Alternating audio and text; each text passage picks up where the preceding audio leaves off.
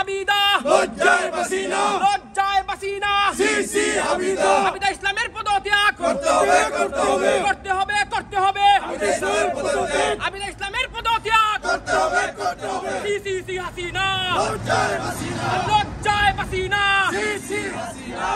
হাসিনাদের পদত্যাগ এই লন্ডনে থাকবে না এই লন্ডনে থাকবে না হাসিনার পদত্যাগ হাসিনার পদত্যাগ এই লন্ডনে হবে না আবিদার পদত্যাগ করতে হবে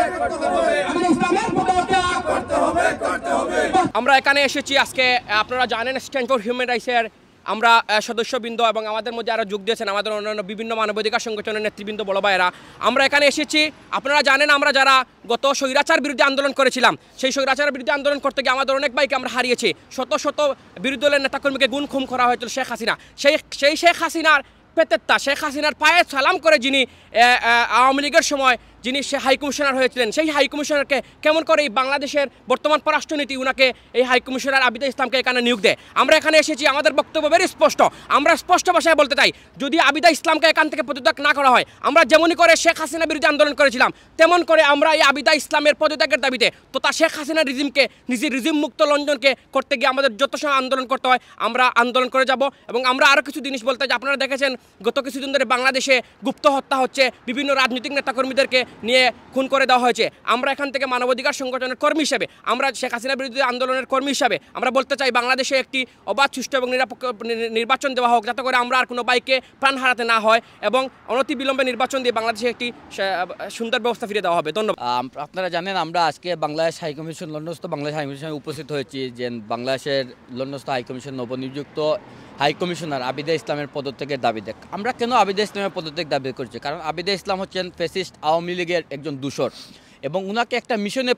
পাঠানো হয়েছে এখানে কারণ বাংলাদেশের যে ইন্টেরিয়র গভর্নমেন্ট আছেন পররাষ্ট্র উপদেষ্টা জানি না উনি কার সারভাইভ করতেছেন কারণ উনি যদি বাংলাদেশের ছাত্র জনতার যে অভ্যুত্থানের পক্ষের হতেন তাহলে তিনি আবিদা ইসলামকে এখানে অ্যাপয়েন্টমেন্ট করতেন না কারণ আমরা বিভিন্ন সূত্র এবং গণমাধ্যমের থেকে আমরা খবর পেয়েছি যে আবিদা ইসলাম লন্ডনে এসেছেন যাতে করে লন্ডনে এই ফ্যাসিস্ট হাসিনা যাতে ভারতে পালিয়ে আছে উনাকে যাতে লন্ডনে নিয়ে আসা হয় এবং উনি যাতে উনাকে আশ্রয় দিতে পারে সেজন্য উনাকে এখানে নিয়ে আসে কারণ এটা আমরা উপলব্ধি করতে পারছি তখন থেকেই যখন উনি মেক্সিকোতে ছিলেন বাংলাদেশের হাইকমিশনার তখন উনি বিভিন্ন ধরনের আওয়ামী লীগের প্রভাব কাটিয়ে এবং সরকারি প্রভাব অনেক কর্মকাণ্ড করেছেন এবং আওয়ামী লীগের শেখ মুজিবের মূর্তি স্থাপন করেছেন মুজিবের পুণ্ডলিপি উনি স্প্যানিশ ভাষায় নিজের পকেটে টাকা খরচ করে দেশের সরকারি টাকা খরচ করে উনি প্রকাশিত করেছে অনেকগুলা বই করেছে উনাকে যখন লন্ডনে অ্যাপয়েন্টমেন্ট করা হয় তখন দেশ বিদেশ এবং বাংলাদেশে তথা বিভিন্ন মিডিয়া সামাজিক ব্যক্তিত্ব এবং রাজনীতিবিদরা উনার বিরুদ্ধে আওয়াজ তুলেছিলেন উনার প্রতিবাদ করেছেন যাতে উনি এখানে অ্যাপয়েন্টমেন্ট না করেন উনি হচ্ছেন আওয়ামী লীগ হাসিনার ফ্যাসিস্ট দূষর আমরা এই স্বাধীন এবং সর্বমুক্ত বাংলাদেশে কখনো ইন্ডিয়ার এবং ফ্যাসিস্ট হাসিনার কাউকে দেখতে যাই এতএব আমরা অনতিবিলম্বে আবিদা ইসলামের পদত্যাগ দাবি করছি যে এই ফ্যাসিস্ট হাসিনা সরকারের মদতপুষ্ট আবিদা ইসলামকে এখানে অনেক বাংলাদেশের জনগণ বাংলাদেশের মানুষ এখানে নিয়োগ না দেওয়ার জন্য বাংলাদেশ পররাষ্ট্র মন্ত্রণালয়ের কাছে বলার পরও এখানে তারা নিয়োগ দিয়েছে আমরা